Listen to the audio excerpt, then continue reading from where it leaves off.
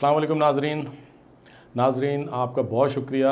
आप जिस तरह से व्यू कर रहे हैं कमर्शियल चैनल को, कमेंट्स दे के अपनी राय का इजहार कर रहे हैं, ये इस बात को साबित कर रहा है कि कमर्शियल चैनल जो कोशिशें कर रहा है उसमें आप कमर्शियल चैनल के साथ हम कदम हैं। नाज़रीन, कुछ चीज़ें ऐसी हैं कि जिसमें हमें देखें, हमने आपसे कई दफ़ा कहा कि हमें आपसे राय चाहिए कि हम अपनी लाइन और लेंथ को किस तरह दुरुस्त करें। हम आपके इश्यूज़ को बिलखुसूस आवाम के हवाले से जो तरजीहात क्या होनी चाहिए, बैंकिंग की, ताजर बरादरी, सनतकार बरादरी के हवाले से तरजीहात क्या होनी चाहिए, वो सब तो हम डिस्कस करते हैं। लेकिन उसके साथ ये भी ज़रूरी है कि बैंक ख़ुद भी स्ट्रीमलाइन हो, उसकी जो एग्जेक्टिव्स जो हैं वो भी उसी तरह से काबिल और लीडरशिप की सलाहियतों से माला माल हो, ताकि जो ब्रांच में काम करने वाले हैं वो एक अच्छी लीडरशिप के साथ बैंक की तरक्की के लिए भरपूर खिदमत अंजाम दे सके। मेरी लास्ट वीडियो के हवाले से जिसमें हमने कुछ इश्यूज़ डिस्कस किए अपॉइंटमेंट्स के हवाले से, उस पर मुझे बहुत सारे दोस्तों ने कॉल्स की। इंटरनेशनली भी मैं बिलखुसूस कई दोस्तों का शुक्रगुज़ार हूँ कि जो बैरून मुल्क से मुझे व्हाट्सएप पे और मोबाइल्स पे कॉल करके मेरी ना सिर्फ हौसला अफजाई करते हैं बल्कि मेरे इश्यूज़ पे मुझे मज़ीद फ़र्दर गाइड करते हैं, और उनकी यही मोटिवेशन जो है मेरे हौसलों में मज़ीद इजाफ़ा कर रही है। और पाकिस्तानी मेरे दोस्त जो हैं उनके लिए भी मेरी यही सेम सोच है। बहरहाल अब हम आगे चलते हैं। तो मैं इस हवाले से आज का जो इशू हमारा है वो है भर्तियों के हवाले से। फिट एंड प्रॉपर टेस्ट के हवाले से मैंने लास्ट अपनी उस पर बात की कि स्टेट बैंक आखिर इसमें क्या रोल प्ले कर रहा है। फिट एंड प्रॉपर टेस्ट को जो है वो कंसीडर नहीं किया जा रहा, और उसके साथ साथ एक चीज़ और कि जो सुप्रीम कोर्ट ऑफ पाकिस्तान ने एक हुक्मनामा जारी किया था गुज़िश्ता चंद माह पहले कि जी कोई भी दौरी शौरियत का हामिल जो है वो एग्जेक्टिव लेवल पर पोस्ट नहीं होगा, उसे या तो अपनी सीट छोड़नी पड़ेगी या फिर उसे अपनी जिस भी मुल्क की उसके पास नेशनलिटी है उसको छोड़ना पड़ेगा। लेकिन एक अलमिया वही सामने आता है कि हमारा रेगुलेटर क्या कर रहा है। कई दोस्तों ने, कई बैंकों से हमें फ़ोन आया, उन्होंने कहा कि जी हम इस बात का प्रूफ देने को तैयार हैं कि हमारे इदारे का सरबरा जो है वो डुअल नेशनलिटी का हामिल है, हमारे इदारे का ये एग्जेक्टिव जो है डुअल नेशनलिटी का हामिल है। हमने कमर्शियल चैनल अखबार में भी अपने एक शुमारे में इस बात की निशानदेही की कि डुअल नेशनलिटी तो चले एक चीज़ है ही है, लेकिन यहाँ मरे पे 100 दुर्रे बैंक को तबाह बर्बाद करके अपने हलवे मांडे पूरे करने के लिए ये एग्जेक्टिव्स क्या कर रहे हैं, सोचने वाली बात है। आप स्टाफ को अप्रेजल के लिए तरसा रहे हैं, आप स्टाफ को इंक्रीमेंट नहीं दे रहे हैं, आप कोरोना की आड़ में स्टाफ को, तमाम बैंकों ने उनका प्रमोशन रोक दिया, उनके बोनसेस रोक दिए। यार वो अपनी मेहनत तो कर रहे हैं, बैंक तो प्रॉफिट में है, इदारे तो प्रॉफिट में हैं, तरक्की तो कर रहे हैं, स्कीम्स तो चल रही हैं, कस्टमर्स आपका सेटिस्फैक्ट्री है, आपकी जो ग्रोथ है वो आप बता रही है कि आप सही जा रहे हैं। फिर इन मासूमों का क्या कसूर? आप उनको क्यों नहीं पकड़ते, उन एग्जेक्टिव्स को कि जिनकी फैमिलियाँ भी बाहर हैं, जो 4 महीने बाद, 3 महीने बाद, 6 महीने के बाद फॉरेनर विजिट के नाम पर जो है बैरून मुल्क दौरे के नाम पर वो अपनी फैमिलियों से मिलने जाते हैं, 10-10 दिन, 15-15 दिन, 20-20 दिन वहाँ रहते हैं, उसके साथ साथ अपने ही घर में रह रहे हैं और टीएडीए भी ले रहे हैं। ये क्या मजाक हो रहा है इस इदारे के साथ, अपने इदारों के साथ? ये मजाक करवाने वाले, उन्हें तहफ़्फ़ुज़ देने वाले, उन्हें चेक करने वाले, उनके फिट एंड प्रॉपर टेस्ट को कंट्रोल करने वाले आखिर कौन लोग हैं? उनको चेक क्यों नहीं किया जाता? हम आखिर उनको चेक करने के लिए किससे रब्ता करें?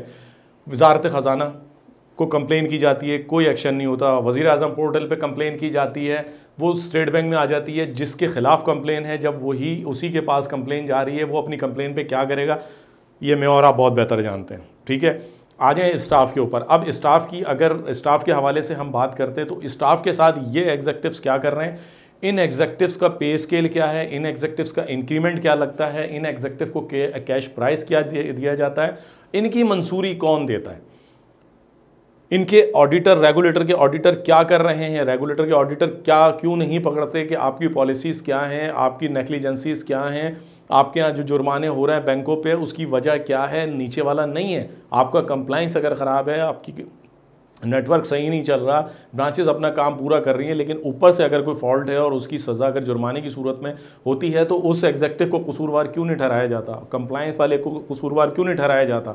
ऑडिटर को क्यों नहीं पकड़ा जाता? उसको क्यों नहीं नरगे में लाया जाता? ये वो सवालात हैं जो पाकिस्तान बैंकिंग सेक्टर का स्टाफ आज समझ नहीं आता कि वो किससे पूछे। मजबूरन वो अपनी सारी चीज़ें कमर्शियल चैनल के ऊपर लाता है कि जी हमारे बच्चों के हवाले से बात करनी है तो भी कमर्शियल चैनल करे, हमारे प्रमोशन के हवाले से करनी है तो भी कमर्शियल चैनल करे, इंक्रीमेंट, बोनस और दीगर जो भी मसले मसाइल हैं, उनका पीएफ है, उनका हाउस बिल्डिंग लोन है, उनकी मेडिकल की फैसिलिटीज़ जो हैं वो हैं, बढ़ता हुआ मार्कअप रेट है, मतलब इस पे ये सब पे ध्यान दे तो कमर्शियल चैनल दे। ऊपर कोई पुरसाने हाल नहीं है, मैनेजमेंट जो चाह रही है कर रही है। यहाँ तक कि कोरोना वायरस की आड़ में किस किस ने क्या क्या किया ये भी आपके सामने। ब्रांचेस परेशान है, इस रेगुलेटर की बदनसीबी ये इस मुल्क के साथ है कि इधर जो इस वक्त लोग मौजूद हैं जो एग्जेक्टिव होने का दावा करते हैं, जो बैंकिंग सेक्टर को चलाने का दावा करते हैं, उनकी नाअहली का इससे बड़ा सबूत आपको क्या दिया जाए कि आज आप देखिए पाकिस्तान बैंकिंग सेक्टर के जितने बैंक हैं उनकी ब्रांचेस परेशान हैं कि जी आपने ऊपर से शेड्यूल ये दे दिया है कि जी आप इतने बजे से इतने बजे बैंकिंग करेंगे, 1:30 बजे से 2 बजे आप लंच और प्रे ब्रेक करेंगे। पहले तो मुझे आप ये बताएं कि लंच और प्रे ब्रेक दोनों आधे घंटे में हो सकता है पॉसिबल?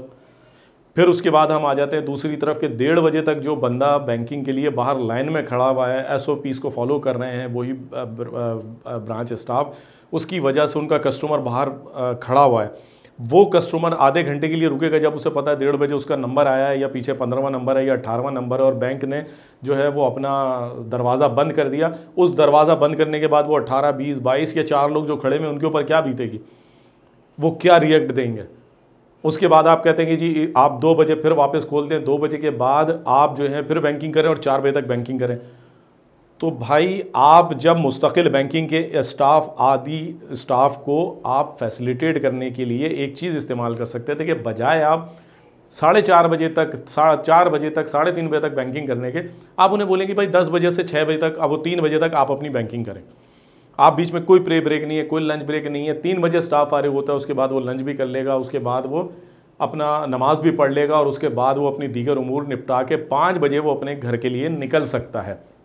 ये वो चीज़ें हैं जिसके लिए हमें बताने की ज़रूरत नहीं है। इतने अक्ल, इतने शऊर, इतने फहम वाले पढ़े लिखे लोग आपके पास हैं, वो लोग कर क्या रहे हैं? फिर जब ब्रांचेस से कंप्लेन जाती है, वो कस्टमर जो बाहर आपका सफ़र कर रहा होता है, जब वो आपको दरवाज़ा बंद करने पे गालियां देना शुरू करता है फ्रस्ट्रेट होकर, उसे कौन भुगतेगा? वो गाली क्यों सुने स्टाफ? वो पथराव करता है, वो क्यों ब्रांचेस के शीशे टूटते हैं? तो स्टाफ जिम्मेदार क्यों है? क्योंकि पॉलिसीज़ आपकी हैं। या तो स्टाफ नमाज ना पढ़े, खाना ना खाए। फिर जब ऊपर कंप्लेन की जाती है, जब ऊपर बताया जाता है कि हमारे यहाँ ये सूरत हाल है, ये देखें, ये सब कुछ हो रहा है, तो एग्जेक्टिव्स जो है वो ये फरमाते हैं कि जी आप निपटें, ये आपका मसला है, ये हमारा नहीं है। यार आपके फाइटर हैं, वो आपके करने वाले हैं, वो आपके डिसीजन को इम्प्लीमेंट कर रहे हैं, आपकी बैंक की रेपुटेशन को लेके चल रहे हैं। वो आप नहीं उन्हें तहफ़्फ़ुज़ देंगे तो वो किससे तहफ़्फ़ुज़ देंगे? आप खुद कितनी दफ़ा विजिट कर रहे हैं? किसी एक एग्जेक्टिव्स के बता दें कितनी दफ़ा किसने विजिट किया है। यहाँ तक कि आपके कस्टमर जो क्वालिटी सर्विस वाला स्टाफ है वो तक आपका नहीं आता, उसके लिए भी वीडियो मंगवाई जा रही है ब्रांचेस से, और आप कहते हैं कि ये हाल है। फिट एंड प्रॉपर टेस्ट पे कोई नहीं पूछता, नीचे स्टाफ का पुरसाने हाल नहीं है, जो एग्जेक्टिव्स हैं उनको कोई चेक एंड बैलेंस उनके ऊपर नहीं है। ब्रांच जो बैंकर्स हैं ऊपर डुअल नेशनलिटी वाले, उन पर रेगुलेटर की कोई जो है वो नहीं चलती, बल्कि उन्हें तहफ़्फ़ुज़ फराहम किया जाता है। कौन पूछेगा? कब पूछा जाएगा? क्या बैंकिंग सेक्टर को इतना परेशान कुन सतह पर ले जाने के लिए स्टाफ को क्लर्क बनाने वाले आखिर कब बैंक के लिए सोचेंगे कि यार ये इदारे हमारे हैं, ये हमारी इनकम का ज़रिया है, ये हमारा मुस्तकबिल है, हमारे बच्चों का मुस्तकबिल है, हमारा सारा दारो मदार इन इदारों पर है। खुदा के वास्ते मेरी आप लोगों से दरख्वास्त है, जो भी करता धरता है, कि आप लोग पॉजिटिव सोचें, नेगेटिविटी को ख़त्म करें। इदारे को कैसे लेके चलना है, इदारे में क्या डिसिप्लिन लाना है, इदारे को स्टाफ की क्या रिक्वायरमेंट्स हैं, उनको समझें, उस पर अमल करें। और यही मेरी गुजारिश रेगुलेटर्स से है कि खुदा के वास्ते रज़ा बाकर साहब बिलखुसूस आप, कि आप देखें कि आपके करीब करीब जो लोग हैं, जिनमें से किसी को आपने आगे कर दिया और किसी को पीछे कर दिया, जिनको आगे किया है वो भी पीछे वालों के साथ ही चल रहे हैं, उन्हीं की पॉलिसी पे अमल कर रहे हैं, क्योंकि ये वही एक चेन है, ये वही एक खिचड़ी है जो इस इदारे को तबाह करके दीगर इदारों की मज़ीद तबाही का सबब बन रही है। आप पे ये ज़िम्मेदारी आयद होती है कि जहां आप नेशनल कॉज को देखते हुए IMF को छोड़ के पाकिस्तान आए हैं, वहीं आप पाकिस्तान के दीगर जो पाकिस्तान बैंकिंग सेक्टर के मामलात हैं, बिलखुसूस फिट एंड प्रॉपर टेस्ट के हवाले से जो मामलात हैं, उस पर स्पेशली नोटिस लें, उसको स्पेशली देखें, ताकि जो अच्छा हमें एग्जेक्टिव है वो बैंकिंग में मुयस्सर आ सके, जो पाकिस्तान बैंकिंग सेक्टर के लिए सोचे, जो पाकिस्तान के लिए सोचे, पाकिस्तान की मईशत के लिए सोचे, बाकी सारे मामला खुद ब खुद हल हो जाएंगे। लेकिन इनिशिएट आपका है। हर चीज़ में अगर वज़ीर आज़म देखने लगे और अगर वज़ीर ख़जाना देखने लगे तो फिर तो चल गया मुल्क। तो रज़ा बाकर साहब काइंडली अपनी ज़िम्मेदारी को महसूस करें। आप काफ़ी अरसे से गायब हैं स्क्रीन से, आप इस चीज़ को देखें कि कहाँ क्या हो रहा है, कौन क्या कर रहा है, किसकी मनमानियाँ चल रही हैं, आया कमर्शियल चैनल गलत है या रेगुलेटर में से कोई ये प्रॉब्लम्स क्रिएट कर रहा है। मेरी आप लोगों से गुजारिश है कि मेरी जो भी आवाज़ आपके लिए बुलंद होती है उस पर अपनी राय का इजहार करते रहिए। सब्सक्रिप्शन पे लोगों को जो है तवज्जो दिलाइए। कमर्शियल चैनल की सब्सक्रिप्शन बढ़ाने में अपना भरपूर किरदार अदा करें। हमारी वीडियोस को शेयर करें, क्योंकि ये वीडियोस मेरी नहीं, आपकी अपनी आवाज़ है। जितनी आप अपनी आवाज़ बुलंद करेंगे, जहाँ जितनी दूर तक ये आवाज़ जाएगी, उतने आपके काम तेज़ होंगे, उतना आप बैंकिंग इंडस्ट्री को बचाने के लिए अपनी आवाज़ को बेहतर बना सकेंगे। आज के लिए इतना काफ़ी है। अस्सलाम वालेकुम।